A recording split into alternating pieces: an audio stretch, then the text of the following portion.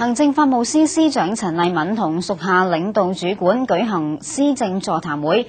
指出明年嘅重點工作係要強化公共行政改革路線圖，執行上嘅協調同埋統籌，政府各範疇部門同埋全體公務人員必須要全力配合整體嘅施政部署。李麗常報道。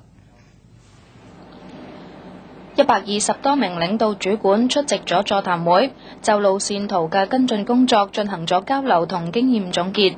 陳麗敏表示，各部門必須進一步鞏固全局觀念，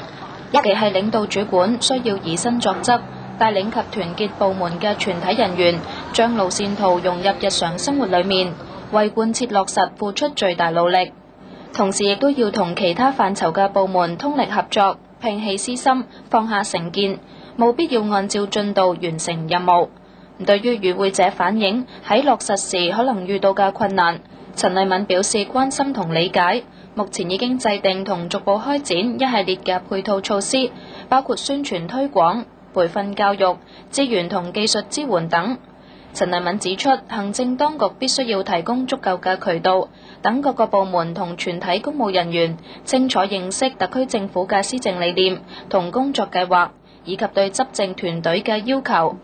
對於公務人員喺社會上嘅角色，陳麗敏強調，社會對公務員嘅要求越嚟越高係正常現象，工作成效未能符合市民嘅期望同遇到批評，唔能夠洩氣退縮，要時刻檢討反省，揾出解決問題同完善嘅方案，先至係向社會同市民負責任嘅正確態度。